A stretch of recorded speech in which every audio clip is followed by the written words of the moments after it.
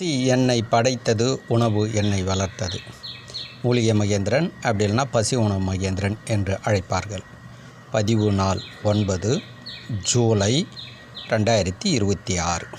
இது பார்த்தோம்னா ஓரிதழ் தாமரை. இது பார்த்தோன்னா இப்போ தான் அலசி இது சுத்தி செஞ்சு நேற்று எடுத்தது. இது இன்றைக்கி சுத்தி செஞ்சு இதை காய வச்சுருக்கோம். இன்னும் கொஞ்சம் ஈரத்தன்மை இருக்குது. இந்த ஈரத்தன்மை போகிற வரலும் அந்த ஈரம் இது பாருங்கள், திருப்பி காட்டுறோம் பாருங்கள், உள்ள ஈரம் இருக்கும். புரியுதுங்களா? பார்த்தீங்களா? தண்ணி நிற்கிதுங்களா? தண்ணி இருக்கு பாருங்கள். இந்த தண்ணி இருக்கிறதால இந்த தண்ணி ட்ரை ஆகிற வரலும் மேலே வெயில் படலாம். அதுக்கு மேலே இது பாருங்க ஈரம் இருக்குது. பார்த்தீங்களா? இப்படி திருப்பி விடணும். இது பாருங்க ஈரம் எப்படி இருக்குது பார்த்தீங்களா? அப்படியே ஈரம் இருக்கும். இது ட்ரை ஆகணும். இதில் பாருங்கள் ஃபுல் ஈரம் இருக்கும். எவ்வளோ ஈரம் இருக்குது பாருங்கள்.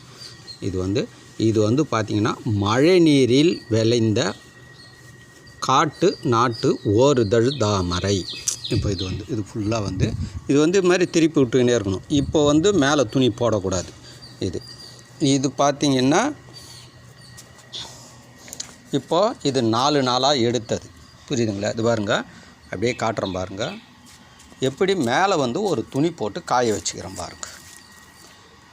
புரியுதுங்களா? இதை பார்த்துங்க. இப்போ இது பாருங்கள், இந்த துணியை இப்படி எடுத்தோம்னா உள்ளே பார்த்தீங்களா ஒரு தாமரை இருக்கும். அப்படியே தெரியுங்களா? இந்த துணி சூடு ஏறி இந்த அனலில் தான் காயணும். கட்டில் போட்டு கீழே ஒரு துணி போட்டு மேலே உணைத்துட்டு இப்போ இது மாதிரி காயணும். இது காஞ்சிட்ட பிறகு சூரிய ஒளி பட்டுதுன்னா கலர் ப்ரௌன் ஆகிடும். சத்து ஃபுல்லாக சேடில் இருந்துடும். புரியுதுங்களா? இது இப்படி தான் காய வைக்கணும். இப்படி தான் சித்தர்கள் காய வச்சாங்க. புரியுங்களா? வெயில் படக்கூடாது.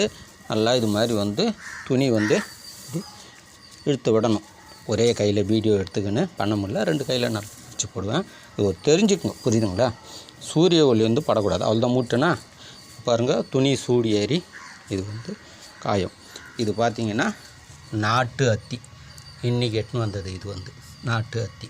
இது நேற்று எட்டுன்னு வந்தது. அப்படியே காயுது பாருங்கள். இது பார்த்திங்கன்னா இன்றைக்கி ஜூஸ்.